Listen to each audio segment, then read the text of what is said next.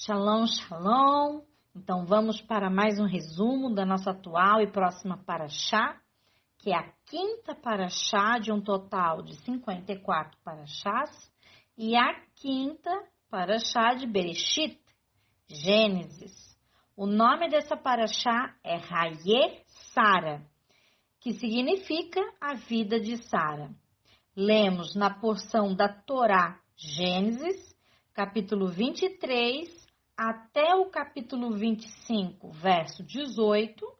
Na Haftará, lemos 1 Reis, capítulo 1, até o verso 31.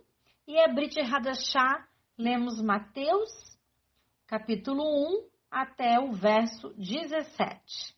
Nesta semana, a leitura nas sinagogas é chamada, então, Hayé Sara, que significa a vida de Sara.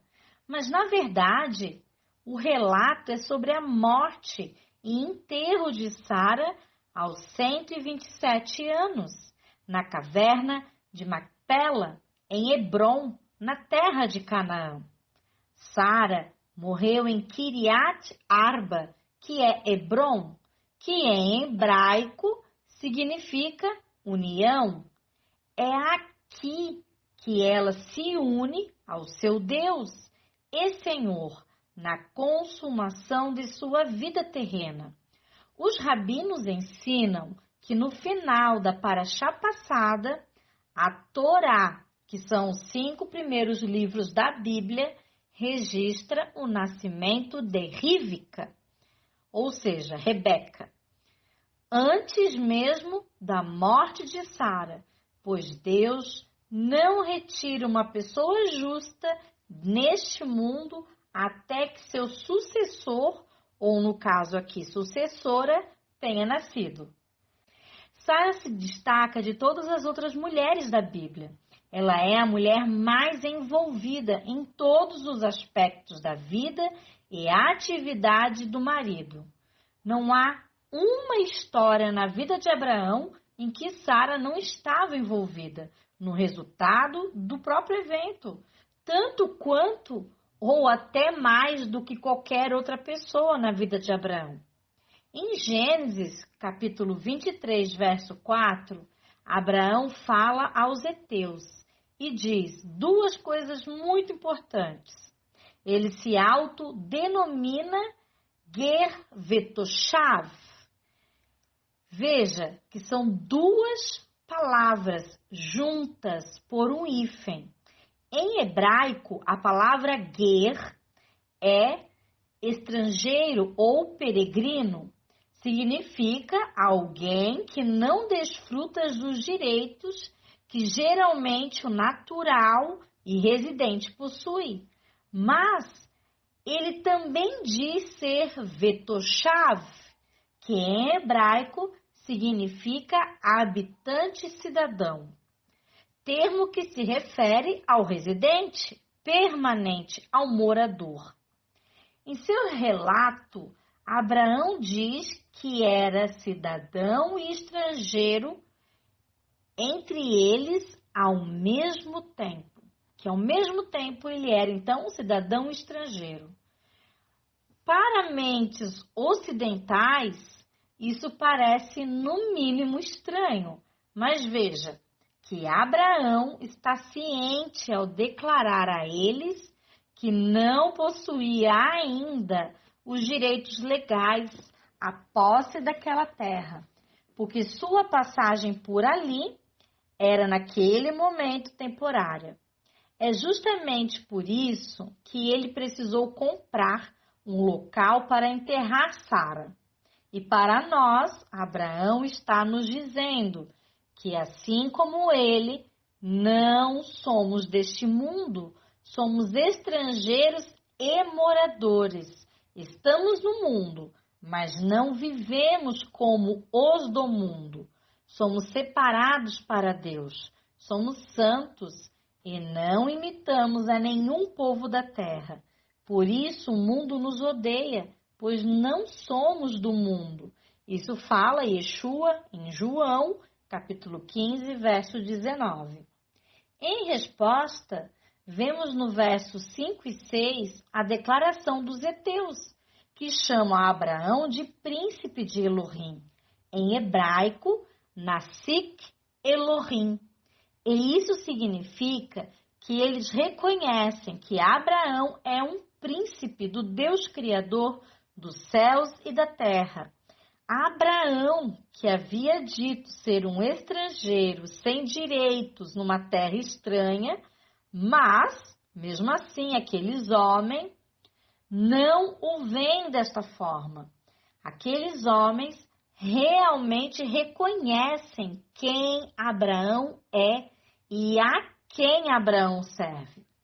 Aqui, profeticamente, está aludindo que as nações reconheceriam o Messias como príncipe de Deus e, com isso, ajudariam e facilitariam que os judeus entrem nas promessas de Deus, servindo de luz para todas as nações, porque os heteus aqui simbolizam as nações gentílicas.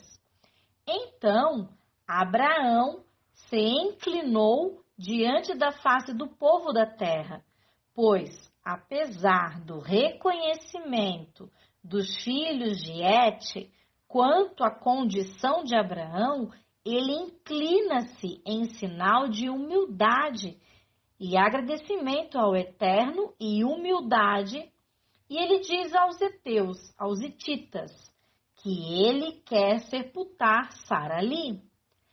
Ao ler sobre a compra da caverna de Macpela de Efron, o hitita, para o enterro de sua esposa Sara, temos muitos entendimentos importantes.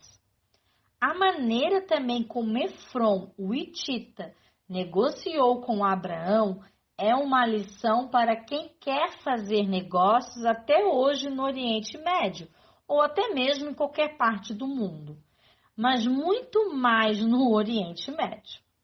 O vendedor é sempre muito gentil e magnânimo em até oferecer o produto de graça, por causa de uma suposta amizade. Efron diz: meu senhor, me escute, a terra vale 400 ciclos de prata. O que é isso entre você e eu? Então, enterre a sua morta aqui. Isso ele fala em Gênesis, capítulo 23, verso 15. Primeiro, que Efron oferece a Abraão que enterre a sua esposa na caverna de Macpela de graça, mas a terra que era de graça agora custa 400 ciclos de prata. Segundo, Abraão entende que se consentir com esse presente, entre aspas, da caverna de Macpela e enterrar ali a sua esposa Sara de forma gratuita, terá mais tarde isso um alto preço. Então, Abraão se recusou a receber um presente dos habitantes locais em Hebrom, pois percebeu que isso seria o mesmo que um presente de grego. Terceiro, Efron agora, sem vergonha nenhuma, pois sabia da grandeza e da fortuna de Abraão, anuncia o preço, 400 shekels, 400 ciclos de prata, que naquele tempo não era um valor pequeno não, de fato, era um preço muito alto, caríssimo. Hoje esse valor equivaleria ao peso de aproximadamente 46,5 kg de prata. Isso seria 186 mil reais aproximadamente, pois a grama da prata atualmente está em média R$4. No entanto, Efron, por ser muito generoso, entre aspas, e galante a Abraão na frente de seus compatriotas, fecha o valor sem dar margem à discussão sobre o preço. Ele realmente não dá margem para isso. Abraão, por sua parte, também não podia agir de forma menos galante ou ficar pechinchando o preço com Efron. Seria uma humilhação a Abraão. E Abraão aceita então de imediato a proposta e paga o valor, porque queria pagar pelo lugar o preço integral, para que ninguém mais tarde afirmasse que a gruta de Macpela não lhe pertencia. Hoje, ao lidar com o mercado árabe na cidade velha de Jerusalém, não seria incomum ter uma troca muito semelhante até com os comerciantes locais, como Abraão teve com o hitita. Lá você entraria na loja árabe. Primeiro, você receberia café, chá ou até mesmo refrigerante. Você seria recebido com calorosa hospitalidade naquela loja e depois de beber, haveria uma conversa muito agradável sobre o quanto o comerciante árabe aprecia os americanos e assim vai. Em seguida, você seria convidado a dar uma olhada na loja e o anúncio é feito sobre como os produtos são bons e quão justo e barato são os preços. Agora você começa a se sentir no senso de obrigação por causa da bebida e da recepção agradável. E em seguida, você olharia para algo que gostaria, o comerciante árabe viria até você e diria: farei um preço especial apenas para você. Claro que não é verdade que o comerciante estaria fazendo um preço especial somente para você. Na verdade, o comerciante te preparou para que você pagasse agora o que ele te pedisse. Ele te desarma e você não se sente bem em discutir o preço. Desse modo, você acaba pagando qualquer preço, especial, entre aspas, que o vendedor tenha projetado apenas para você. Só que não, né? Então, há muitas explicações para o nome também da gruta ser Macpela, que significa a gruta dos duplos. Porém, o que eu acho ser mais condizente com a explicação que como os sepultados na gruta eram casais, duplas, a Torá a chama de Macpela, significando isso, a gruta dos duplos, ou seja, casais, a gruta dos casais. Perceba que através da morte de Sara, Abraão consegue se tornar oficialmente proprietário na terra de Canaã. O evento da morte de Sara se torna em vida para Abraão e Isaque, aludindo à morte de Yeshua, que trouxe vida para nós, judeus e não judeus, discípulos de Yeshua. Sendo esta porção uma porção também profética, não à toa, Yeshua diz que a Torá toda fala dele. A palavra Hebron, em hebraico, vem de Arba, que significa 4. E realmente, as 4 matriarcas estão enterradas lá: Sara, Raquel, Rebeca e Lia. Outra parte profética nesta porção, nessa paraxá, está no verso 3, que diz: levantou-se depois Abraão, aludindo profeticamente à ressurreição do Messias. No capítulo 24, lemos que Abraão envia Eliezer, o seu servo, para encontrar uma esposa para Isaque, seu filho. Abraão faz Eliezer jurar com a mão debaixo de sua coxa, pois ali é a semente da descendência do povo de Israel, povo de Deus, ao qual pertencem os judeus e seus enxertados. A palavra traduzida por debaixo é tahat, e significa debaixo de ou abaixo. E a palavra traduzida por coxa é yarek, que significa coxa, lombo. Ela significa o local onde o homem gera sua descendência, ou seja, o seu órgão genital. ela é usada de forma figurada, a fim de indicar o órgão genital masculino. Mas o que Abraão estava fazendo na realidade?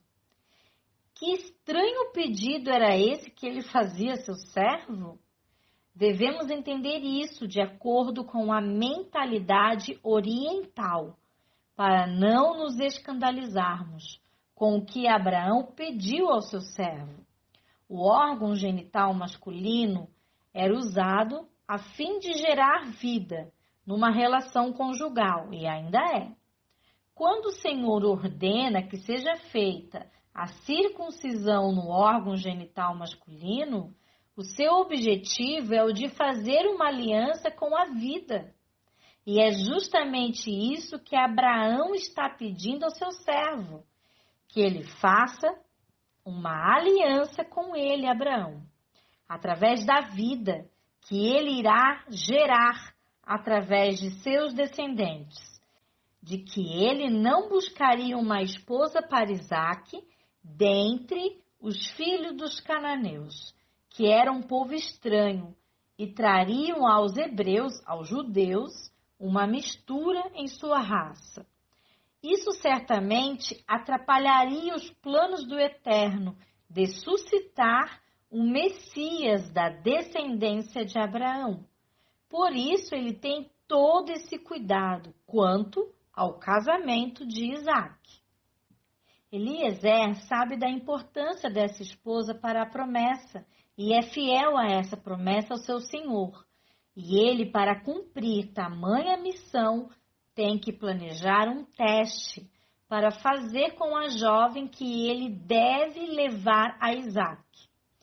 Ele faz o seguinte: a jovem a quem eu disser, por favor, abaixe a sua jarra para que eu beba, e ela diga, beba, e eu também darei uma bebida a seus camelos.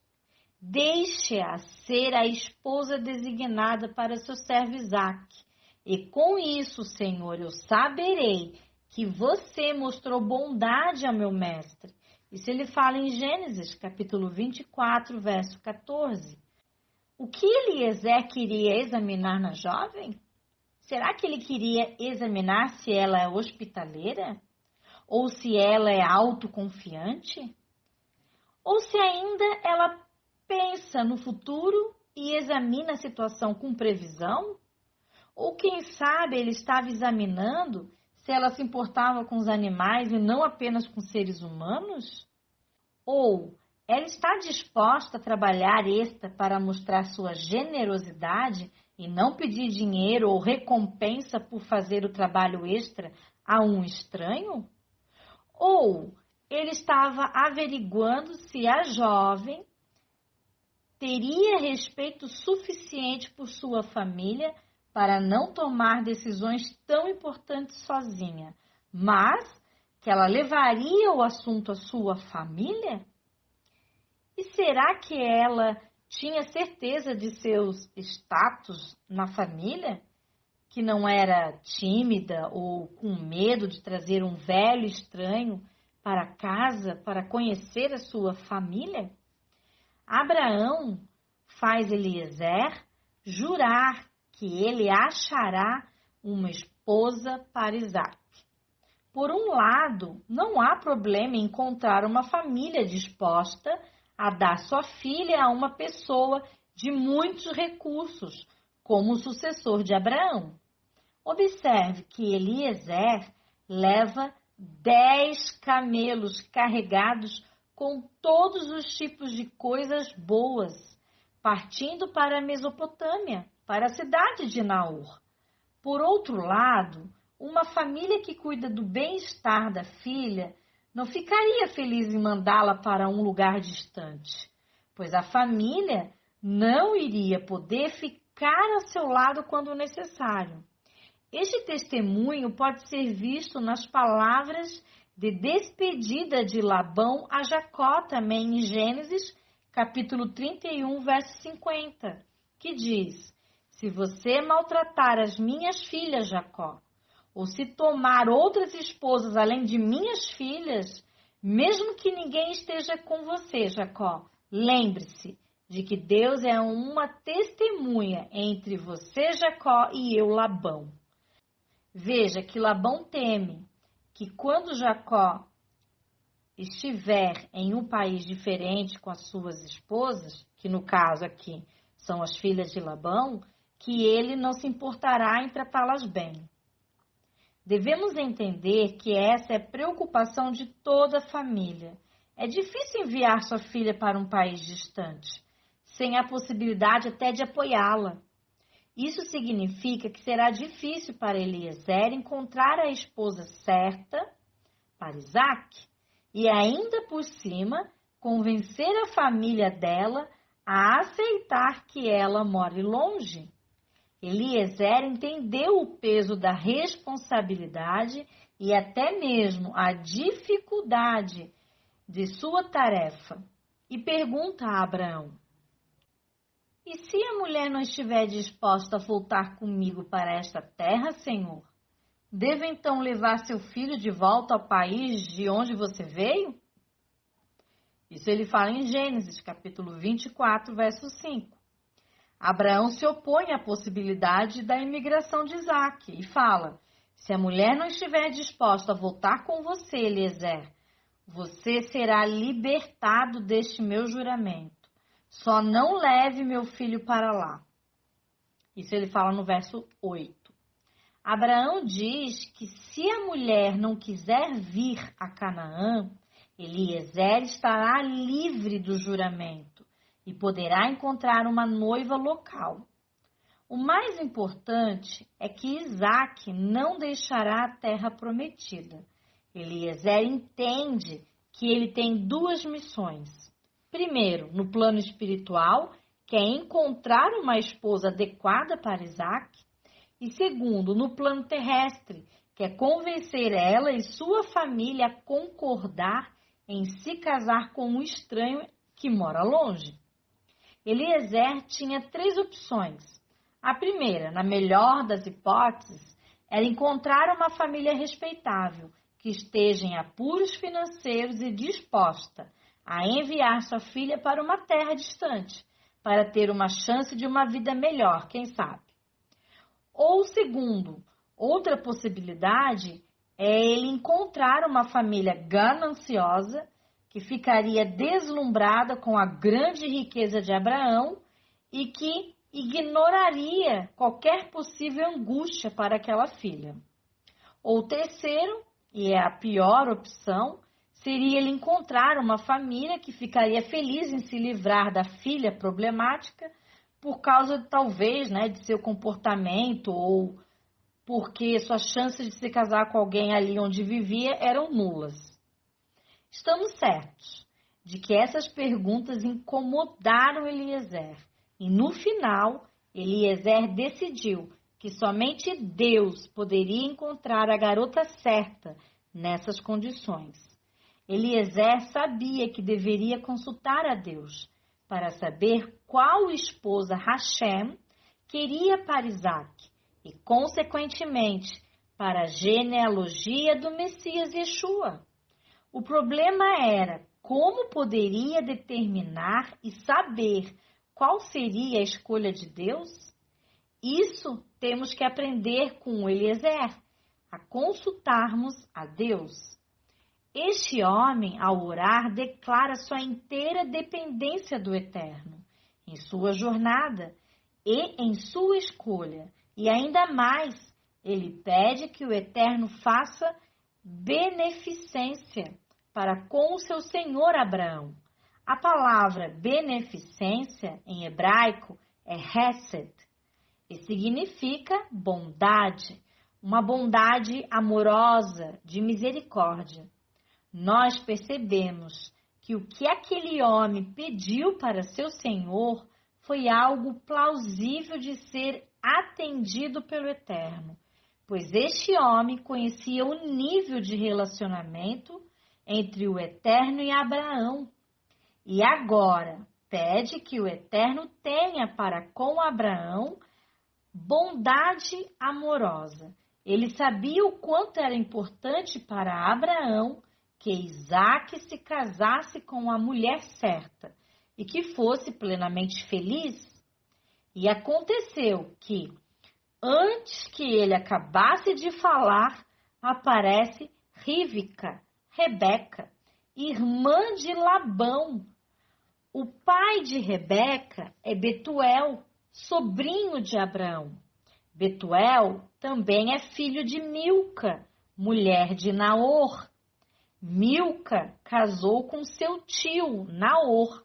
Isso fala em Gênesis, capítulo 11, verso 29. Naor, então, é irmão de Abraão. E a mãe de Betuel era tanto sobrinha de Abraão quanto irmã de Sara. Então, a neta de Milca, que é Rebeca, casou-se com o sobrinho de sua avó, que é Isaque.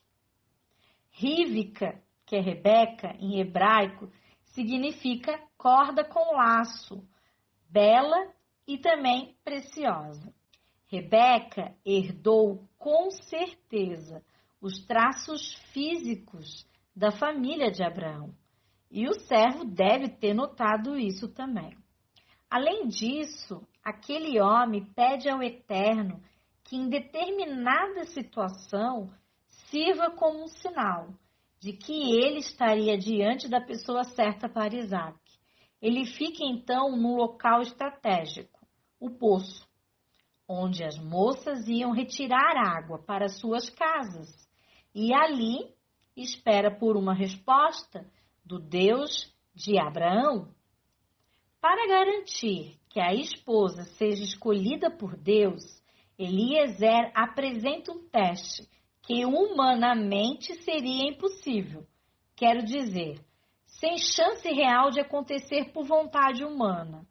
Ele, em pensamento com Deus, diz: quando eu disser, Senhor, a uma jovem mulher, por favor, abaixe seu pote para que eu beba, e se ela disser, beba, e eu ainda vou dar água aos seus camelos, só assim, Senhor, eu saberei quem você escolheu para seu servo Isaque. Assim saberei que você mostrou bondade ao meu mestre Abraão. Isso ele fala em Gênesis, capítulo 24, verso 14. Por que isso seria um teste impossível? Seria porque, primeiro, ela teria que ser uma boa garota, de uma boa família. Mas boas meninas não vão tirar água e para isso até mesmo existem os servos para esse tipo de trabalho. E por outro lado, pois para beberem água do poço, eles poderiam usar o sistema de troca também, como trocar talvez uma peça de roupa ou uma peça de tecido em troca de um pouco d'água. Bombear e transportar água é um trabalho muito duro naquela época, um trabalho pesado e até mesmo inadequado para uma garota. Uma jarra de barro cheia de água no ombro de uma garota talvez seja uma pintura romântica, mas na realidade é um trabalho muito difícil. Segundo também, que seria impossível porque a garota deve se aproximar de um homem estranho. E diante dela há um homem estranho, pedindo para beber água da jarra dela. Uma boa garota, logicamente, não conversaria com estranhos. E ela não se aproximaria de um homem para deixá-lo beber de sua jarra, como Eliezer falou. E a exigência final do teste de Eliezer, que a garota voluntariamente oferecesse para dar de beber a 10 camelos que haviam acabado de terminar uma longa jornada, beira até o absurdo. Nenhuma garota de um bom lar ofereceria ou iniciaria um trabalho tão árduo. Talvez um homem de grande força oferecesse essa opção em troca de salário decente, mas não uma menina. Quanta água um camelo pode beber após uma viagem, você sabe? A resposta pode até te surpreender. Um camelo pode beber mais de 50 litros, ou seja, 13 galões, em apenas 10 minutos. Em outras palavras, Eliezer espera que essa garota se voluntariasse para extrair meia tonelada de água para os seus 10 camelos. É realmente algo incrível. Mesmo depois que esse milagre ocorre, está escrito em Gênesis capítulo 24, verso 21. Sem dizer uma palavra, o homem a observou atentamente para saber se o Senhor havia ou não feito sua jornada bem-sucedida. Por que Eliezer a observa de perto por tanto tempo? Essa garota cumpriu todas as condições que ele estabeleceu e que até mesmo humanamente seria impossível. Mesmo depois de recebermos um sinal de Deus, é necessário ter certeza de que é realmente um sinal de Deus. Eliezer, mesmo assim, depois de receber o sinal, ele ainda não sabe se ela está disponível para o casamento, ou se ela já é noiva, ou até mesmo se ela é uma escrava, entre outras. Portanto, ele pergunta quem é o pai e se o pai tem algum lugar para alojá-lo. Ela só poderia responder essa pergunta se ela ainda morasse na casa do seu pai e se ela fosse filha e não escrava.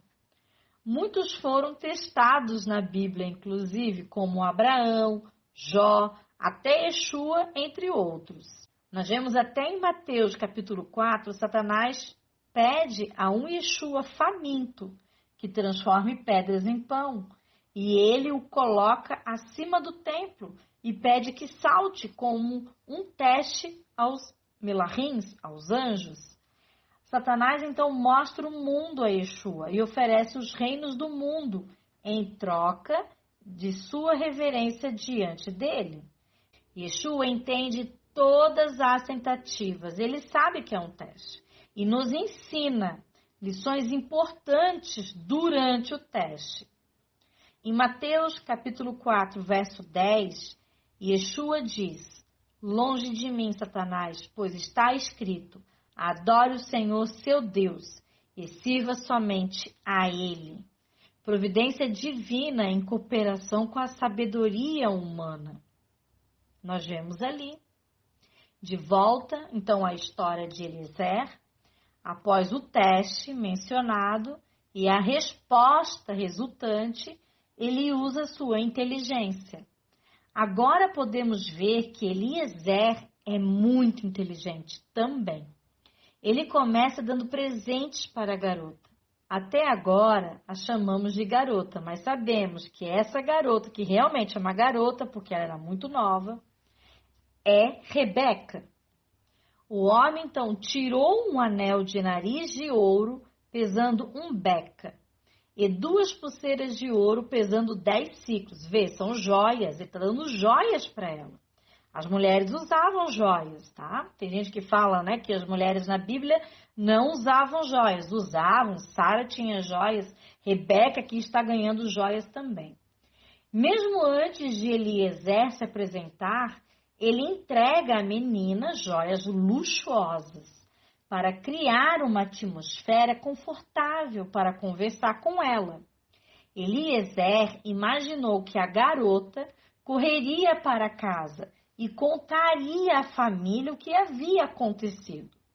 De fato, está escrito mesmo, que a jovem correu e contou à família da mãe sobre essas coisas. E como Eliezer imaginou, o dinheiro fez o trabalho. Labão vê o anel de nariz de ouro e as pulseiras de ouro e convida Eliezer para entrar na casa. Agora chegamos ao discurso de Eliezer na casa do pai de Rebeca. Olhe para Eliezer, ele é esperto e sabe exatamente o que dizer. Primeiro, Eliezer enfatiza que seu mestre Abraão é muito rico e poderoso Então ele diz: eu sou servo de Abraão, o Senhor abençoou abundantemente o meu mestre, e ele se tornou muito rico. E ele deu ovelhas e gado, prata, ouro, servos masculinos e femininos, camelos e burros. Eliezer descreve em detalhes que Abraão é um dos homens mais ricos e continua dizendo: a esposa de meu mestre, Sara, lhe deu um filho na velhice, e ele lhe deu tudo o que possui. Isso fala em Gênesis, capítulo 24, verso 36. Isso significa que Sara deu à luz um filho único e não haverá mais herdeiros. Abraão já deu tudo o que tem como herança a Isaque, somente a Isaque. Depois que Eliezer terminou a parte que indica a grande riqueza de Isaque e sua futura esposa, ele se volta para falar sobre a sua tarefa e o teste que ele fez. Ele aponta para o fato de que Abraão queria uma esposa para Isaque e sua própria família. E ali diz em Gênesis capítulo 24, 41. Se, quando você for ao meu clã, a minha parentela, eles se recusarem a entregar ela a você, então você será libertado do seu juramento. Eliezer está dizendo que eles são a primeira opção. Ele está sob juramento de ir à casa deles primeiro, mas se eles não estiverem interessados, ele estará livre desse juramento e até poderá escolher a esposa de outro clã. Eliezer termina o seu discurso com essa afirmação, dizendo: agora, se você mostrar bondade e fidelidade ao meu mestre, Abraão, diga-me, e se não, diga-me também, para que eu saiba para onde ir. O discurso de Eliezer é inteligentíssimo. Ele apresenta grande riqueza, juntamente com uma clara ameaça. Ou você mostra bondade e fidelidade e envia sua filha, ou eu estou livre para ir e outra esposa será escolhida. Eles até oferecem comida a Eliezer, que fala que não pode comer enquanto não cumprir a missão dele, de achar uma esposa. Provavelmente, ele estava em jejum de comida. Percebam que a Torá nos dá riquezas de detalhes de como Eliezer agiu na casa de Betuel. E isso é surpreendente, porque a Torá geralmente é muito econômica em palavras. Ele, como servo, veio com grande comitiva. Isso como servo. Imagine se viesse o próprio Abraão. Está claro para nós que esse casamento foi ordenado por Deus. Mas Eliezer entendeu que, por outro ato, o casamento também pede o consentimento da família de Rebeca. E como em todas as famílias terrenas, a economia é uma prioridade. Eliezer agiu e falou de acordo. E como em muitos outros lugares da Torá, a ajuda de Deus trabalha em cooperação com os esforços e a sabedoria humana de servos fiéis e verdadeiros. Vejam que Betuel e Labão concordaram unânimes com um casamento vantajoso. Eliezer presenteia não só Rebeca, mas todos da casa dela, até seu irmão Labão. Recebe presentes também. Perceba que depois de presentear a todos, eles aceitam que ela se case com Isaque. Então, eles celebram com um banquete e na manhã seguinte é que Eliezer pede para voltar para o seu senhor Abraão. E a família de Rebeca pede para que ele fique por mais 10 dias. E o que chamou muito a atenção foram esses 10 dias. Por que 10 dias? No hebraico, a palavra é assor, que significa dezena, décimo, 10. Mas essa palavra sor vem da raiz de Issur, ou achar, ou Ishur, que significa dízimo e enriquecer, tornar alguém rico. Então, é provável que eles queriam que ele ficasse mais 10 dias, procurando receber assim mais presentes, e até se enriqueceriam mais com o visitante ilustre. Porém, ele não fica os 10 dias. A família abençoa a Rebeca. Abençoar aqui vem da palavra em hebraico barak, que significa dar poder para alguém ser próspero, bem-sucedido e fecundo. E eles disseram a ela: ó, nossa irmã, sê tu a mãe de milhares, e que a tua descendência da tua Zerá possua a porta de seus aborrecedores, ou seja, dos seus inimigos. Isso fala em Gênesis, capítulo 24, do verso 58 ao 60. Mas embora eles abençoaram Rebeca para que ela fosse fecunda, ela ainda era estéril. E a bênção deles não foi ouvida, pois eles eram idólatras. Mas somente após Isaac orar por Rebeca ser fecunda durante 20 anos, é que ela terá sua esterilidade curada e conceberá gêmeos. Veremos, claro, isso nas próximas paraxás, que foi a oração de Isaac a Deus, de Abraão, que fará sua esposa Rebeca fecunda, e não a de seus parentes. Finalmente, a partida de Rebeca com suas moças e o tão esperado momento do encontro com Isaac aproximam-se. E Rebeca se levantou com suas moças e subiram sobre os camelos e seguiram o homem, e tomou aquele servo a Rebeca e partiu. Note, eram 10 camelos, foi pedido 10 dias, e elas voltam nesses 10 camelos, tanto Rebeca como suas servas. Isaac vinha do poço de Ber-Larói, porque habitava na terra do sul. E Isaac saiu a orar no campo à tarde, e levantou os seus olhos e olhou, e eis que os camelos vinham até ele.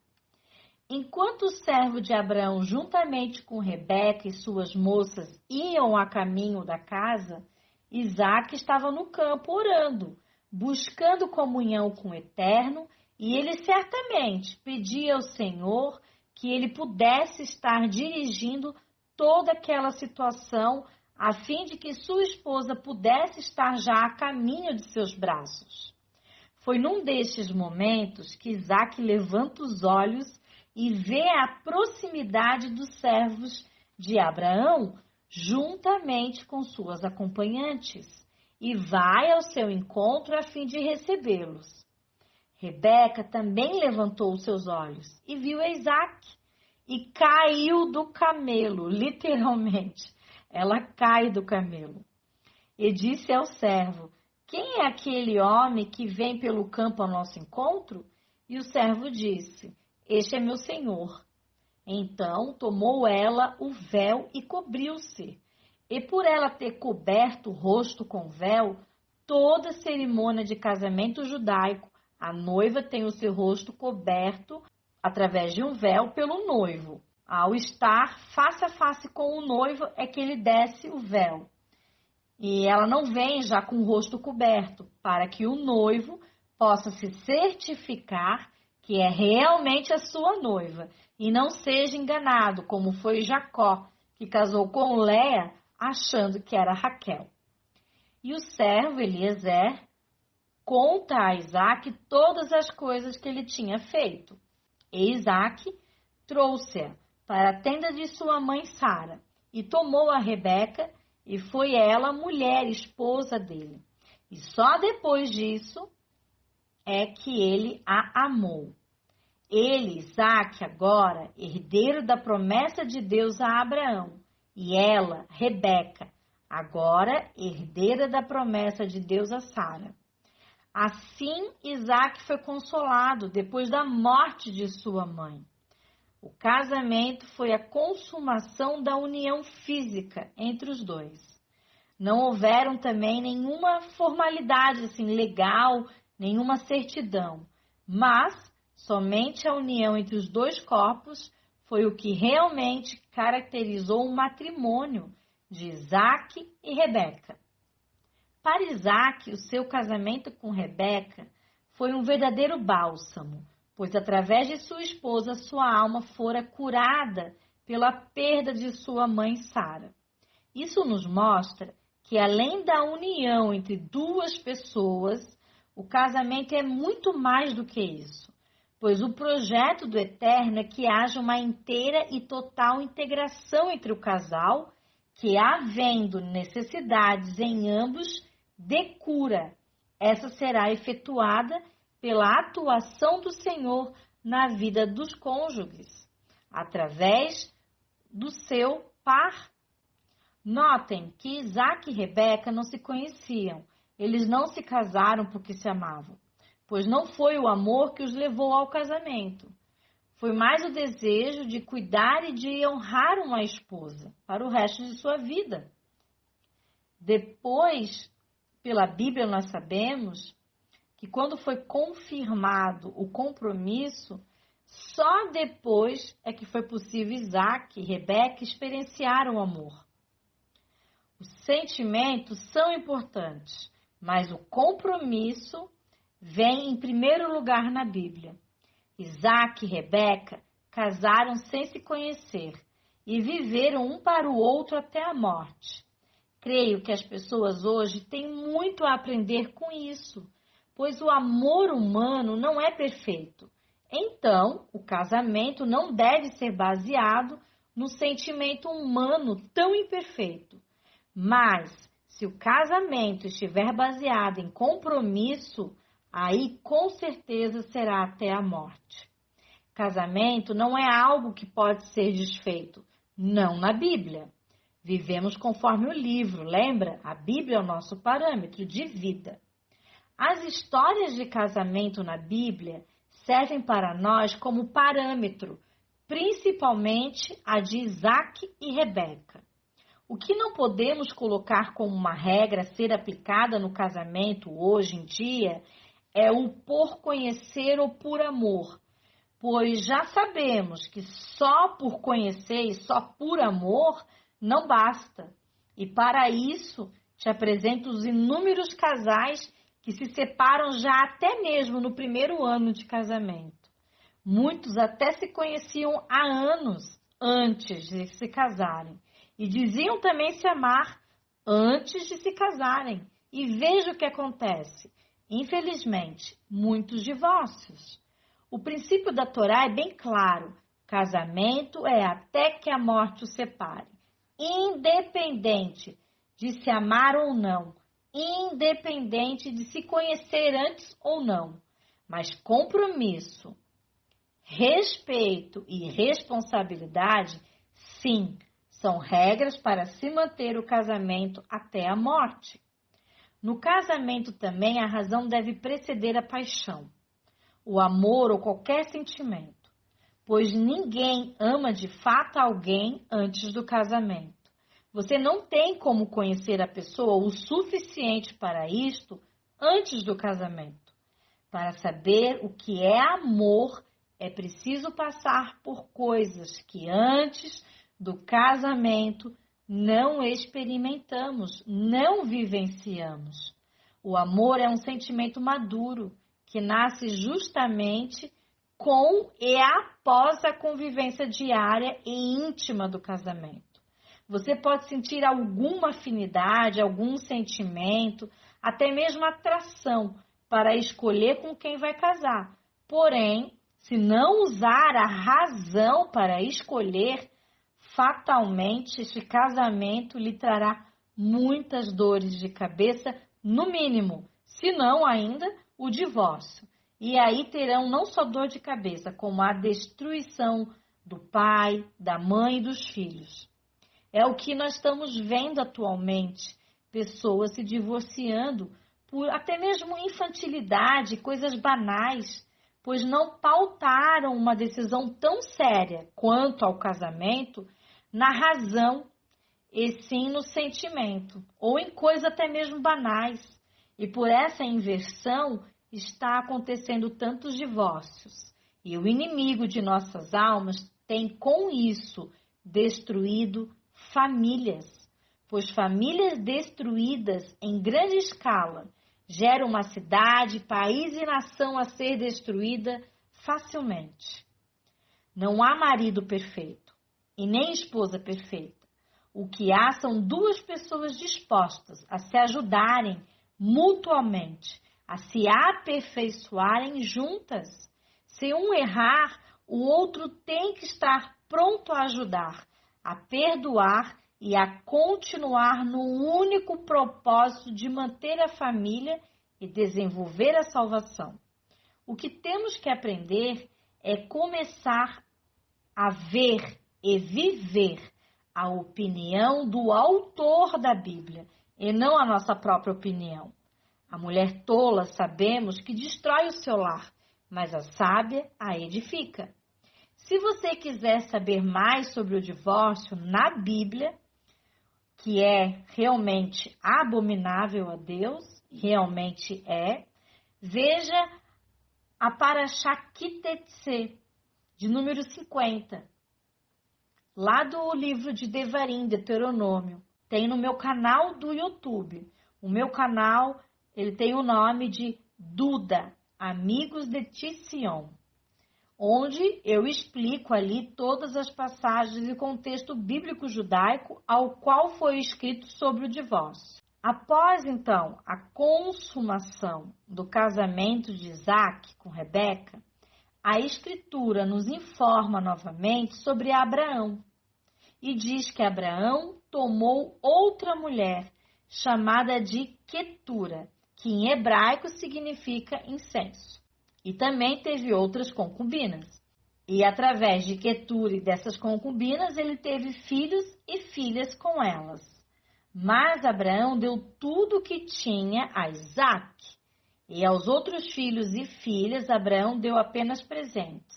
E viveram longe de Isaac, mais ao oriente para a terra oriental.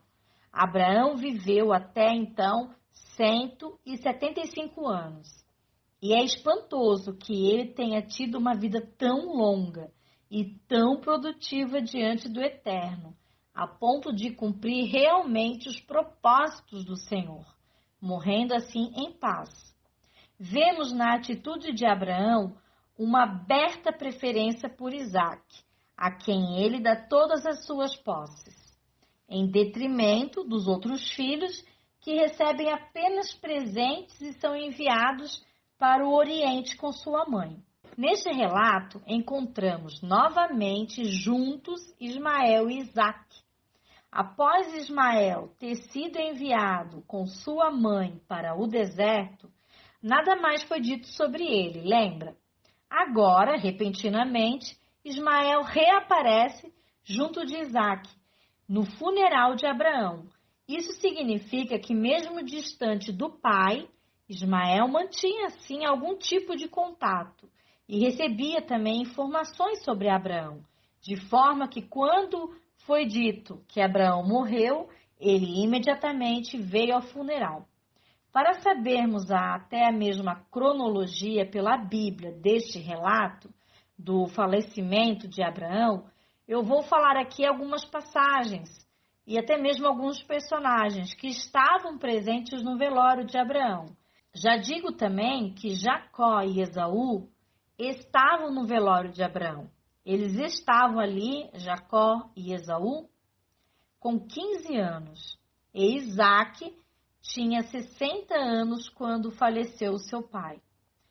Abraão, diz ali a Bíblia, que faleceu tranquilo, pleno e feliz. Sabemos que Abraão nasce em 1948, após Adão ser criado. Os estudiosos chamam de AM, é uma sigla, que é A de ano e M de mundi, uma forma de contagem dos dias iniciando na criação bíblica de Adão. Como vimos na Parashá Noé, que vou repetir até mesmo a tabela neste vídeo, que você pode pausar e rever a cronologia, com as passagens inclusive correspondentes. Então, Isaac nasce em 2048, ano mundi, ano que Abraão tinha 100 anos. Isso fala Gênesis, capítulo 21, verso 5. Jacó e Esaú nascem em 2108, ano mundi, ano que Isaac estava com 60 anos e Abraão estava com 160. Isso fala em Gênesis, capítulo 25, verso 26. No ano de 2123, ano mundi, ano que Isaac está com 75 anos, Jacó e Esaú estão com 15 anos, e neste mesmo ano falece Abraão, com 175. Isso fala em Gênesis, capítulo 11, verso 26. A Escritura nos fala que aconteceu depois da morte de Abraão, que Elohim abençoou a seu filho Isaac. A palavra que define o Eterno é Elohim, o Deus Criador, e a palavra abençoar é Barak. Isso significa que o Criador deu poder a Isaac para ser próspero, bem-sucedido e fecundo. A mesma unção que estava sobre Abraão, agora repousa sobre o seu filho Isaac. Terminamos com um relato sobre a descendência de Ismael, nessa porção, que diz que estas, porém, são as gerações de Ismael, filho de Abraão, que a serva de Sara, Agar, a egípcia, deu a Abraão. E estes são os nomes dos filhos de Ismael, que são 12, vocês viram ali? São 12 príncipes, 12 tribos vindas de Ismael. E estes, inclusive, são os anos da vida de Ismael. 137 anos viveu Ismael e ele depois morreu. Foi congregado ao seu povo e habitaram desde Havilá até Sur, que está em frente do Egito, como quem vai para a Síria. E aqui vemos que Ismael, o pai dos árabes, nunca habitou em Canaã e fez o seu assento diante da face de todos os seus irmãos fora de Canaã. Os descendentes de Ismael levam a cabo uma saga de ódio e de lutas contra Isaque e seus descendentes, os judeus. Porém, como vimos nessa porção, há ainda uma promessa de que os filhos de Israel possuirão a porta de seus aborrecedores, ou seja, dos seus inimigos. Que o Eterno execute de forma plena esta promessa feita a seus filhos, de forma a aniquilar todo o poder que se levanta contra Israel. Aleluia! Na Haftará, na conclusão de 1 Reis, fala ali dos últimos dias de Davi, já na sua velhice, doente e prestes a falecer. Podemos fazer uma analogia até desse texto com a velhice de Abraão, onde ambos estavam conscientes que iriam morrer em breve. E eles, preocupados com a preparação de seus sucessores, planam o caminho para o seu herdeiro. Abraão assegurou uma esposa entre seu próprio povo para Isaque. E Davi assegurou que seu sucessor, Salomão, fosse escolhido antes de sua morte. Antes de morrer, exclamou: agora eu sei que meu Senhor é fiel, porque ele me prometeu que meu filho continuaria a semente e também faria o templo do Senhor. Então chamou Davi a Natã, Batseba e o profeta e disse: eu jurei pelo Deus de Israel que meu filho Salomão vai reinar depois de mim e se assentará no meu trono em meu lugar. Assim hoje vou cumprir. Faço montar a Salomão na minha mula e levem-no a Guiom. Como era a tradição dos reis, Yeshua igualmente montou num jumento e entrou triunfalmente na cidade. Adonias tentou usurpar o trono que por juramento seria de Salomão, mas não teve sucesso. Muitas vezes isso acontece, mas aquele que está no propósito de Deus, que vive fiel a Deus, sempre será vitorioso. A grande questão que nos resta depois de toda essa história é como posso saber qual é a vontade de Deus sem ter uma declaração explícita? Abraão tinha declaração explícita, o rei Davi também, assim como Exu, o apóstolo Paulo, também tinham, entre outros. Porém, o servo Eliezer não tinha. Deus não tinha avisado que ele iria buscar a esposa para Isaque, que essa esposa seria Rebeca. Ele não sabia. E onde eu e você, irmãos e irmãs, estamos em relação ao teste de Eliezer? Este teste também se aplica a mim ou a você ainda hoje? Tomemos, por exemplo, o teste de vê-lo, porção de lã de Gideão, onde Gideão disse a Deus: quero saber se vais libertar Israel por meu intermédio, Senhor, como prometeste. Vê, coloquei uma porção de lã a ele. Está fazendo um teste aqui com o Eterno. Se o orvalho molhar apenas a lã e todo o chão estiver seco, saberei que tu libertarás Israel, Senhor, por meu intermédio, como prometeste. E assim aconteceu. Gideão levantou-se logo cedo no dia seguinte, torceu a lã e encheu uma tigela de água de orvalho. Orvalho significa, simboliza Torá. Disse ainda Gideão a Deus: não se acenda a tua ira ainda contra mim, Senhor. Deixa-me fazer só mais um pedido, só mais um teste. Permita-me fazer mais um teste com a lã. Desta vez, faz a lã ficar seca e o chão coberto de orvalho. E Deus assim fez naquela noite. Somente a lã estava seca. O chão estava todo coberto de orvalho. Como eu falei, orvalho simboliza Torá. Olha as Midrash. Surpreendentemente, encontramos outros testes semelhantes na Bíblia. E até mesmo na Brit Hadashah, na Nova Aliança, que alguns chamam erroneamente de Novo Testamento. Considere este versículo. A sorte é lançada no colo, mas a decisão vem do Senhor. Isso fala em Provérbios, capítulo 16, verso 33. O objetivo disso é esclarecer a vontade de Deus por sorteio para descobrir, por exemplo, o culpado de um crime específico ou se uma pessoa é digna de um importante cargo público. Vamos observar algumas situações que lançaram sortes nas Escrituras. Uma dessas situações é Saul, quando ele lança sorte e descobre que seu filho Jonatas pecou, quebrando inadvertidamente o voto de jejum. O segundo é os marinheiros no livro de Jonas, que lançaram sortes e caiu sobre Jonas, inclusive.